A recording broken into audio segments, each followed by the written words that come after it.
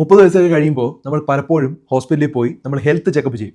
ഒത്തിരി പണമൊക്കെ കൊടുത്ത് ഒത്തിരി കാര്യങ്ങളൊക്കെ ചെയ്ത് ഇപ്പോൾ ഹോസ്പിറ്റലിലെല്ലാം വളരെ വലിയ ഹെൽത്ത് ചെക്കപ്സുകൾ ഇപ്പോൾ ഉണ്ട്. ഫുൾ ഹെൽത്ത് ചെക്കപ്പ്, അതുപോലെ 10,000 രൂപയ്ക്കുള്ള ചെക്കപ്പ്, 20,000 രൂപയ്ക്കുള്ള ചെക്കപ്പൊക്കെ വരെ ഇപ്പോൾ ഉണ്ട്. അങ്ങനെ പല ആളുകളും അവരുടെ ആരോഗ്യം നോക്കാനായിട്ട് പ്രത്യേകിച്ചും ഗൾഫിൽ നിന്നൊക്കെ പോകുന്ന സമയത്ത് അത്തരത്തിലുള്ള കോസ്റ്റ്ലി ആയിട്ടുള്ള ടെസ്റ്റുകളൊക്കെ ചെയ്ത് നമുക്ക് റിസൾട്ടൊക്കെ അയച്ചു തരാറുണ്ട്. അതുപോലെ നമ്മുടെ വീട്ടിലൊക്കെ പോകുമ്പോൾ നാട്ടിലൊക്കെ പോകുന്ന സമയത്ത് കാണാറുണ്ട്. ശരിക്കും അത്രയും ടെസ്റ്റിന് ആവശ്യമുണ്ടോ? നിങ്ങൾക്ക് വേണമെങ്കിൽ ചെയ്തോളൂ, പക്ഷേ ഏറ്റവും മിനിമം ആയിട്ട് ചെയ്യേണ്ട കുറച്ച് ബ്ലഡ് ടെസ്റ്റുകൾ മാത്രം പറയാം. അത് നിങ്ങൾ ഓർത്ത് വയ്ക്കുക, ഇത് എഴുതിയെടുക്കുക, ഈ വീഡിയോ സേവ് ചെയ്ത് വയ്ക്കുക. വളരെ ഇമ്പോർട്ടൻ്റ് ആയിട്ടുള്ള ഒരു വീഡിയോ ആണ്. നമ്മൾ ചെക്ക് ചെയ്യേണ്ട ഏറ്റവും പ്രധാനപ്പെട്ട ഒരു കാര്യം കംപ്ലീറ്റ് ബ്ലഡ് കൗണ്ട് ആണ്. കംപ്ലീറ്റ് ബ്ലഡ് കൗണ്ടിന് എന്തൊക്കെ നമുക്ക് കാണാൻ പറ്റും? ഹീമോഗ്ലോബിൻ, നമ്മുടെ രക്തത്തിൽ നമ്മുടെ ഹീമോഗ്ലോബിൻ HB എത്ര ഉണ്ട് എന്ന് നമുക്ക് അറിയാൻ പറ്റും. ഇനി ഹീമോഗ്ലോബിൻ കുറവാണെങ്കിൽ നമുക്ക് അയൺ ടെസ്റ്റ്, അയൺ ഡെഫിഷ്യൻസി ഉണ്ടോ, കാരണം ഏറ്റവും കോമൺ ആയിട്ട് അയൺ ഡെഫിഷ്യൻസിയാണ്. അപ്പോൾ അയണിന്റെ ടെസ്റ്റുകൾ, ഫെറിറ്റിൻ ട്രാൻസ്ഫർ എന്നുള്ള ചെക്ക് ചെയ്യണം. അപ്പം കംപ്ലീറ്റ് ബ്ലഡ് കൗണ്ട് ആണ് ആദ്യത്തെ ടെസ്റ്റ്. അപ്പം അത് ഹീമോഗ്ലോബിൻ കുറവാണെങ്കിലാണ് ബാക്കി പറഞ്ഞ ടെസ്റ്റുകൾ ചെയ്യേണ്ടത്, അല്ലെങ്കിൽ അതിന്റെ ആവശ്യമില്ല. ഓക്കെ, പിന്നെ ഈ കംപ്ലീറ്റ് ബ്ലഡ് കൗണ്ടിൽ നമുക്ക് വേറെ എന്താ അറിയാൻ പറ്റും? പ്ലേറ്ററ്റ് കുറവാണോ അതോ കൂടുതലാണോ എന്നറിയാൻ പറ്റും.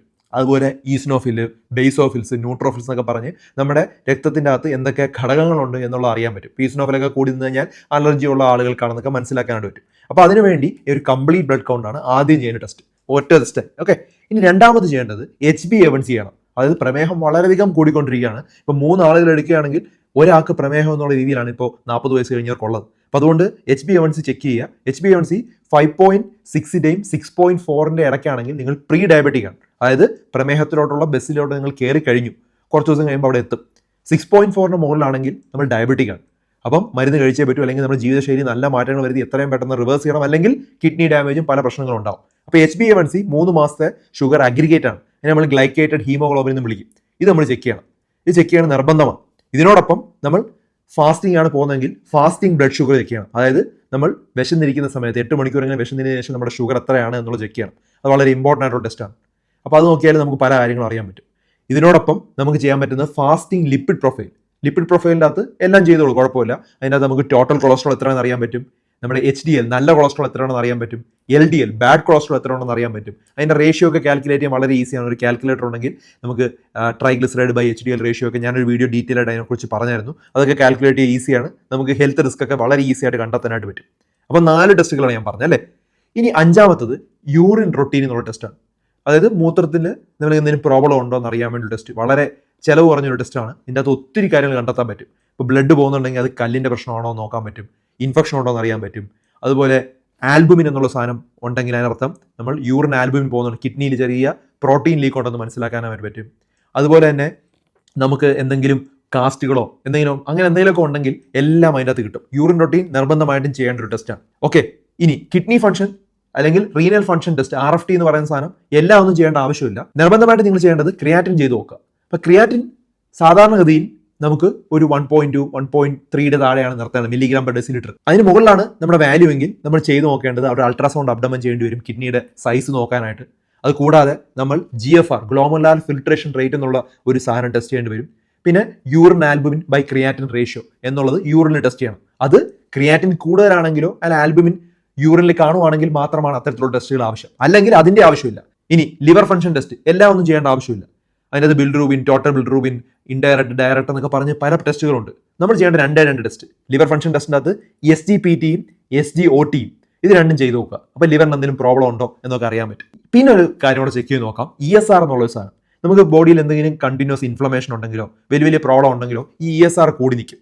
ESR അമിതമായി കണ്ടിന്യൂസ് ആയിട്ട് നിൽക്കുവാണെങ്കിൽ അതൊരു പ്രശ്നക്കാരനാണെന്ന് നമുക്ക് ചിന്തിക്കാം. പക്ഷേ ESR കൂടിയതുകൊണ്ട് മാത്രം നമുക്ക് എല്ലാ അസുഖം ഉണ്ടെന്ന് പറയാനും കഴിയില്ല. അപ്പോൾ പനിയുള്ളപ്പോഴൊക്കെ ESR കൂടിയിരിക്കാറുണ്ട്.